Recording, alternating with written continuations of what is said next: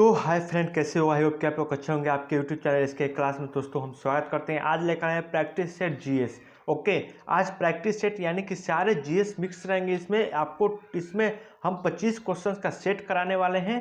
ये सेट जो है दोस्तों, ये सेट 4 है। ओके, इससे पहले हम 3 सेट आप लोग को हम प्रोवाइड करा चुके हैं। अगर आप लोग वो सेट नहीं मारे हैं तो आपको डिस्क्रिप्शन में प्ले लिस्ट का लिंक देंगे, वहाँ प्ले लिस्ट में जाइएगा मेरे चैनल के, और वहाँ पे आप लोग को जाके अपना टेस्ट दीजिएगा कितना आपका जीएस कंप्लीट है। ओके, तो जो ये टेस्ट दोस्तों हम कराते हैं वो होता है BPSC, HSC, CHSL, IPS, NTPC, civil service, all civil service के एग्जाम के लिए बहुत ही महत्वपूर्ण होते हैं ये प्रैक्टिस सेट। तो आप लोग को सेट हमेशा देते रहना है और करंट अफेयर भी देखते रहना है। एंड इसके अलावा आप लोग को टॉपिक पे क्वेश्चंस कराए जाते हैं वो भी आपको देखते रहना है। और आप लोग को सेट में आपको ये मालूम चलता है सेट देने से दोस्तों कि आप कितना सही करते हैं। ओके, यहाँ ज़्यादा समय आपका बर्बाद नहीं करेंगे, सीधे आते हैं क्वेश्चंस पे। आज का पहला क्वेश्चन देखते हैं टेस्ट का। आप लोग को कुछ समय भी मिलेंगे, 2 या 3 सेकेंड, आप लोग गेस कीजिएगा क्या होगा। ओके, तो पहला क्वेश्चन है ईस्ट और मरुस्थल है। ईस्ट और मरुस्थल क्या है? 4 ऑप्शन है, शैवाल, नग्नबीजी, फफूंद या कटतार जड़े, ये बताना है। तो इसका होगा ऑप्शन नंबर सी, फफूंद है। ओके, ऑप्शन नंबर सी क्या है? फफूंद है। ईस्ट और मरुस्थल एक क्या है? फफूंद है। ओके, तो याद रखिएगा। आई होप कि आप लोग पहला क्वेश्चन सही किए होंगे। आते हैं दूसरा क्वेश्चन नंबर 2। लाइकेन मिश्रित जीव है जो बने होते हैं। जो लाइकेन होता है वो एक मिश्रित जीव होता है दोस्तों। जो किस चीज से बना होता है? ये 4 ऑप्शन है, आप एक ऑप्शन को गेस कीजिए। तो इसका होगा ऑप्शन नंबर बी, कवक एवं शैवालों से। कवक एवं शैवालों से लाइकेन बने होते हैं। ओके, अगर आप लोग को समय कम हो रहा होगा, अगर आप लोग गेस करने में, तो मैं वीडियो को थोड़ा सा पुश कर लीजिएगा और पुश करके आप गेस कीजिएगा। क्योंकि सेट जो होता है तो टेस्ट जो हम ले रहे हैं आज आप लोग का जीएस का, तो टेस्ट जो होता है ईमानदारी पूर्वक अपने से दिया जाता है। ओके, ये नहीं कि हम आप लोग को क्वेश्चंस कराए, आंसर आप देख लिए। आप अपने से भी गेस करने की कोशिश कीजिए और गेस कीजिए कितना मेरा सही होता है 25 क्वेश्चंस में। इससे मालूम चलेगा कि आप कितना आपका जीएस स्ट्रांग है, कितना स्ट्रांग नहीं है। ओके, तो आते हैं next question number 3। Question number 3 है जैव कोशिका का कौन सा भाग पावर हाउस कहलाता है? ये शायद आप लोग को मालूम होगा। तो इसका होगा option number C, option number C, microconidia. Microconidia जो होता है वो जैव कोशिका का पावर हाउस कहलाता है। क्या? Power house. ओके, ये क्वेश्चन याद रखिएगा, बहुत बार एग्जाम में पूछा भी गया है ये क्वेश्चन। ओके, आते हैं next question number 4। Question number 4 है प्लाज्मा झिल्ली बनी होती है। जो प्लाज्मा झिल्ली होती है वो किस चीज की बनी होती है? तो इसका होगा दोस्तों ऑप्शन नंबर डी, ए और बी दोनों से, यानी कि प्रोटीन से और लिपिड से। ओके, प्रोटीन और लिपिड ये दोनों चीज़ों से ये प्लाज्मा बना होता है। ओके, ये याद रखिएगा, प्लाज्मा ये दोनों चीज़ों से बना होता है, प्रोटीन और लिपिड से। ओके, आई होप कि आप लोग सही कर रहे होंगे क्वेश्चंस को। आते हैं next question number 5। Question number 5 है कि नाखून काटते समय, अगर हम नाखून देखते हैं कि नाखून काटते हैं ब्लेड्स वगैरह से, तो हमें वो दर्द नहीं होता है। ओके, दर्द नहीं होता है, ऐसा क्यों होता है जो जिसके कारण हमारे नाखून में दर्द नहीं होता है काटते समय? 4 ऑप्शन है, आप ये लोग थोड़ा सा इंटरेस्टिंग क्वेश्चन से, अच्छा क्वेश्चन से, देखिए क्या होगा। तो इसका होगा ऑप्शन नंबर ए, नाखून क्या है दोस्तों? एक मृत कोशिकाओं के द्रव द्वारा बने होते हैं। एक मृत कोशिकाओं यानी कि मरा हुआ कोशिकाओं से एक क्या होता है? एक द्रव बने होते हैं जिनमें रक्त संचालन नहीं होता है। नाखून को जब हम काटते हैं, जिस भाग को जो बढ़ गया होता है उसमें देखेंगे तो रक्त संचालन नहीं होता है, एक मृत की तरह होता है, जिसके दौरान उसको हम काटते समय हमें दर्द महसूस नहीं होता है। ओके, इसका होगा ऑप्शन नंबर ए। ओके, ना कि बी, ना कि सी, ना कि डी। ठीक, आते हैं next question number 6। Question number 6 है अस्थि एवं दंत निर्माण हेतु निम्नलिखित में से किनकी आवश्यकताएं होती है? अगर अस्थि और दंत निर्माण हेतु हमें किन चीज़ की आवश्यकताएं होती है? 4 ऑप्शन है, एक ऑप्शन को गेस कीजिए। तो इसका ऑप्शन नंबर डी, कैल्शियम और फास्फोरस। ओके, कैल्शियम और फास्फोरस की ये दो की आवश्यकताएं होगी अस्थि और दंत निर्माण हेतु। ओके, और अस्थि का निर्माण होता है तो कैल्शियम का, और दंत का निर्माण होता है फास्फोरस। यानी कि ये दोनों चीज़ का अगर निर्माण किया जाता है, ये दो चीज़ का अनिवार्य होना जरूरी है, कैल्शियम और फास्फोरस का। ओके, आते हैं next question number 7। Question number 7 है, खाने का सोडा है, खाने का सोडा का नाम क्या है? तो खाने का सोडा बहुत बार एग्जाम में क्वेश्चन पूछा गया है, आई होप कि आप लोग सही करेंगे। Sodium bicarbonate. Okay, option number B होगा सोडियम बाइकार्बोनेट, ये खाने का सोडा का नाम है। ओके, जो हम लोग सोडा खाते हैं उसका रासायनिक नाम है। ठीक, आते हैं नेक्स्ट क्वेश्चन नंबर 8। निम्नलिखित में से कौन सा एक लवण सागर में सर्वाधिक पाया जाता है? मतलब जो सागर देखे होंगे आप, नहीं देखे होंगे तो फिल्म वगैरह में भी सागर देखे होंगे। ओके, तो सागर में सबसे ज़्यादा अधिक मात्रा में कौन सा लवण पाया जाता है? इसमें बताना है कौन सा होगा। Calcium carbonate, calcium chloride, calcium potassium chloride, magnesium sulphate. तो इसका 4 ऑप्शन है, गेस कीजिए क्या होगा। तो इसका होगा option number B sodium chloride. Sodium chloride जो होता है दोस्तों, सागर में प्रचुर मात्रा में, मतलब सर्वाधिक अधिक मात्रा में पाया जाता है। ओके, याद रखिएगा। आते हैं नेक्स्ट क्वेश्चन नंबर 9।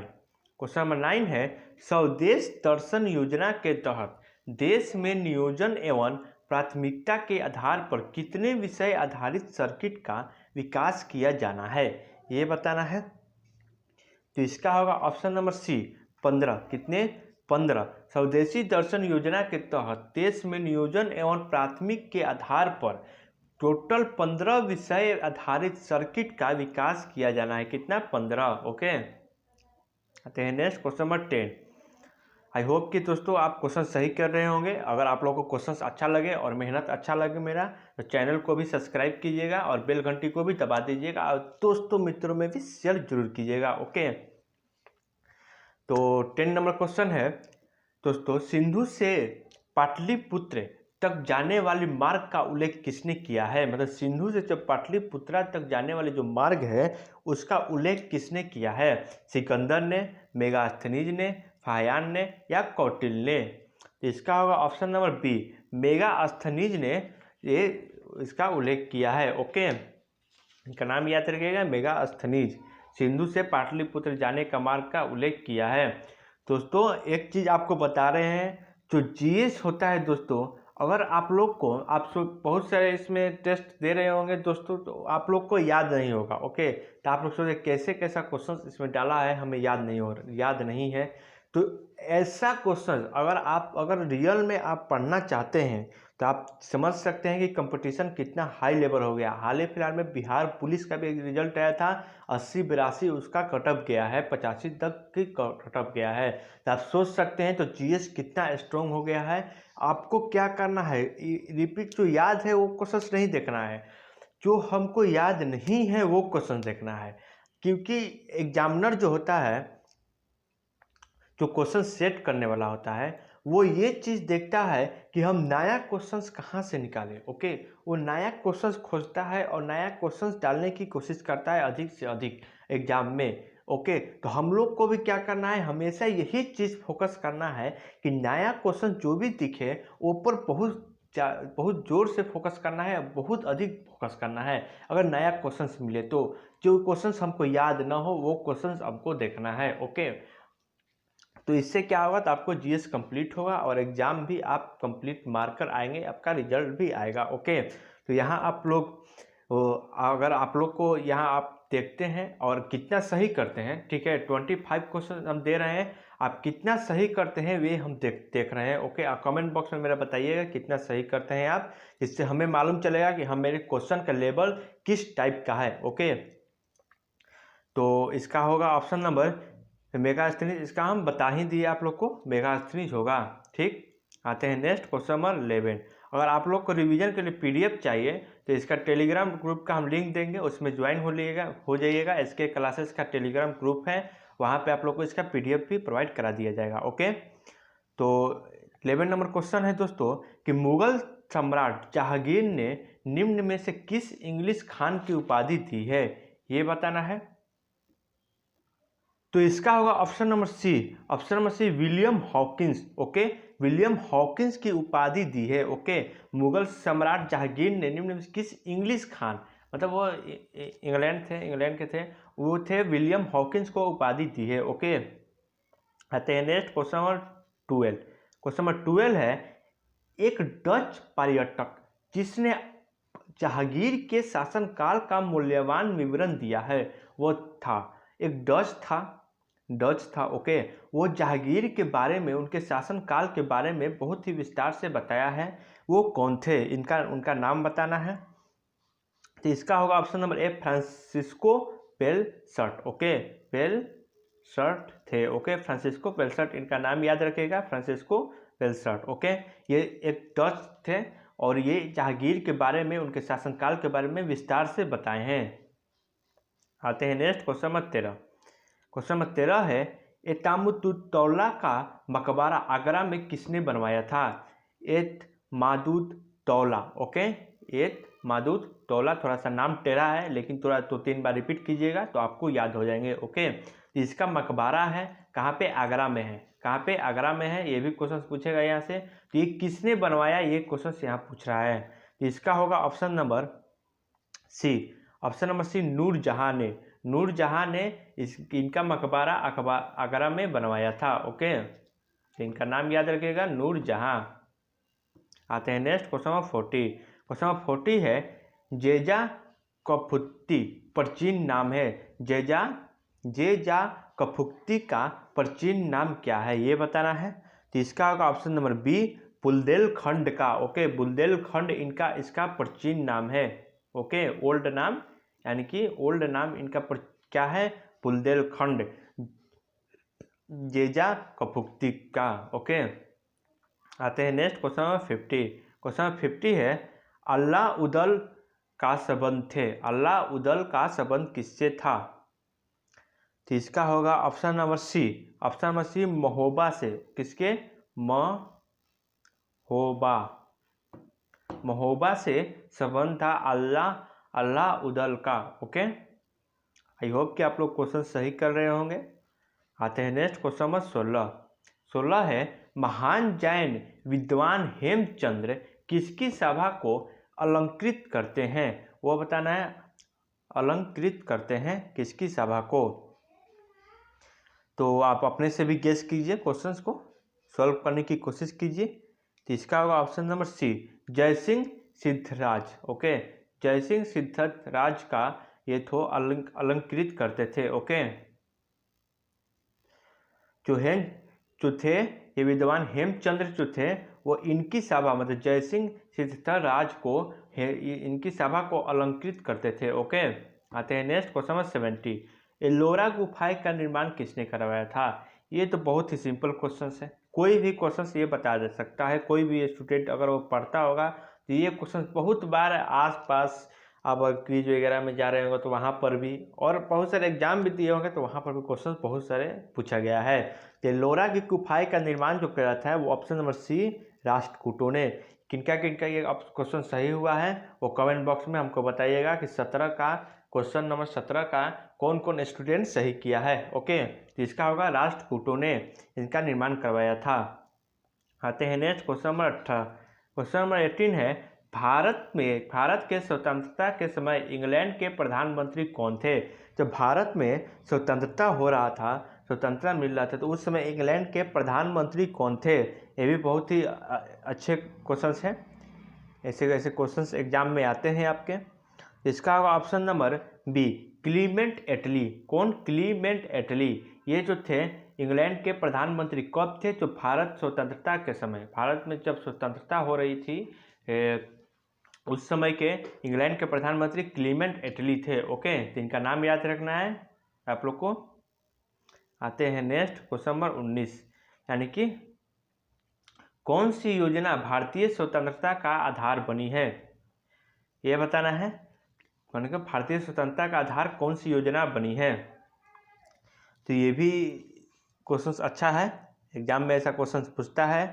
तो इसका होगा ऑप्शन नंबर सी, माउंटबेटन योजना। ओके, माउंटबेटन योजना जो दोस्तों आया था, यहाँ देख सकते हैं, माउंटबेटन जो योजना आया था उस समय, यही जो स्वतंत्रता दिलाया था हम लोग को भारत का। ओके, 1946 में आया था माउंटबेटन योजना, और यही यही जो लास्ट में आया था और यही हम लोग को भारत को स्वतंत्रता दिलवाया था, इसलिए आधार बना था कौन, माउंटबेटन योजना। ओके, आते हैं नेक्स्ट क्वेश्चन नंबर 20।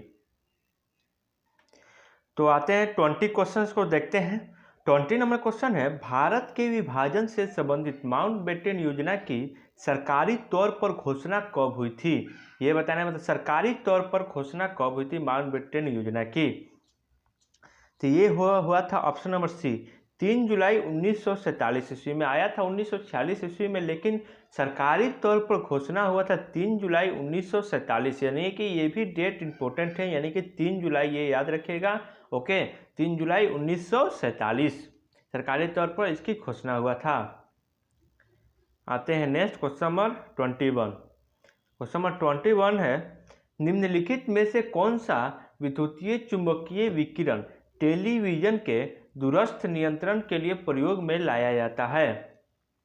इसका ऑप्शन नंबर ए, अवरक्त। अवरक्त जो है दोस्तों, इसका जो चुंबकीय विकिरण टेलीविजन है, ये दूरस्थ नियंत्रण के लिए प्रयोग में लाया जाता है अवरक्त का। ओके,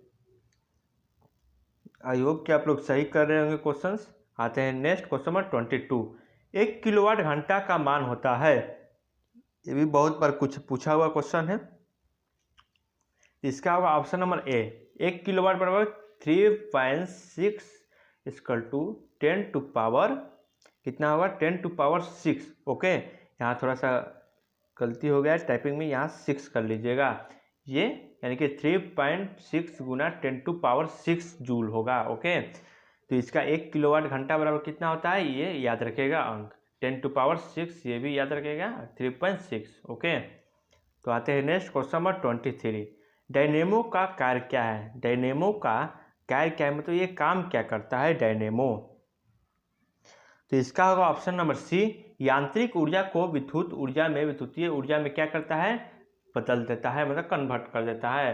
डायनेमो यही काम करता है कि यांत्रिक ऊर्जा, जितना भी यांत्रिक ऊर्जा होता है उसको क्या करता है, विद्युतीय ऊर्जा में कन्वर्ट कर देता है, यानी कि बदल देता है। ओके, यही इसका काम है डायनेमो का। आते हैं नेक्स्ट क्वेश्चन नंबर 22। जब वैद्युतीय ऊर्जा गति में परिवर्तित होती है, तब क्या होता है, ये बताना है। जब वैद्युतीय ऊर्जा अगर गति में परिवर्तित होता है तब क्या होता है? इसका होगा option number B. Option number B होगा 50% ऊष्मा की हानि होती है। कितनी? 50% ऊष्मा की क्या होता है, लॉस होता है। ओके, तो ये याद रखिएगा, जब वैद्युतीय ऊर्जा गति में परिवर्तित होती है तब क्या होता है, 50% ऊष्मा की लॉस होती है। आते हैं नेक्स्ट क्वेश्चन नंबर 25। ओके, आज का लास्ट क्वेश्चन, इस टेस्ट का लास्ट क्वेश्चन है, हाइड्रोजन लैंप का तंतु यानी कि फिलामेंट, किसका? फिलामेंट निम्न में से मिश्रण तंतु है। ये हम जानते हैं, जो तंतु बना होता है हाइड्रोजन लैंप का तंतु, वो फिलामेंट का, वो निम्न में से उसका मिश्रण क्या है ये बताना है। वो किस किस चीज़ से मिलकर बना होता है? एक टंगस्टन तो आप जानते होंगे, ठीक है, टंगस्टन जानते होंगे, लेकिन एक और चीज़ मिला होता है। इस 4 में से आप गेस कीजिए, ये तो कट गया जाएगा, इसमें ये 3 में से एक कोई होगा, ये आप गेस कीजिए क्या होगा। इसका होगा ऑप्शन नंबर सी, टंगस्टन और सोडियम। ओके, टंगस्टन और सोडियम से मिलकर बना होता है हाइड्रोजन लैंप का तंतु यानी कि फिलामेंट। ओके, तो आप इसका याद रखिएगा, टंगस्टन और सोडियम ये 2 चीज़ होते हैं। तो यहाँ पे 25 क्वेश्चन सही क्वेश्चन हम करा चुके हैं दोस्तों। आप लोग को कितना सही किए हैं जरूर बताइएगा दोस्तों, कमेंट बॉक्स में बताइएगा। और आप लोग को कैसा क्वेश्चन लगा इसके बारे में भी बताइएगा। और अब ये सेट 4 है, सेट 3 तक भी करा चुके हैं, वो भी क्वेश्चन देख लीजिएगा। और सेट 5 भी हम आपको कराएंगे, ठीक है। तो आप लोग को क्या करना है, वीडियो में बने रहना है, सब्सक्राइब करना है, अच्छा लगे तो बेल घंटी को भी दबाना है, और नोटिफिकेशन के लिए दबाना ही है, सब्सक्राइब तो करना ही है। ओके, तो चलिए आज के लिए इतना ही, मिलते हैं नेक्स्ट क्लास कर IAS के क्लासेस।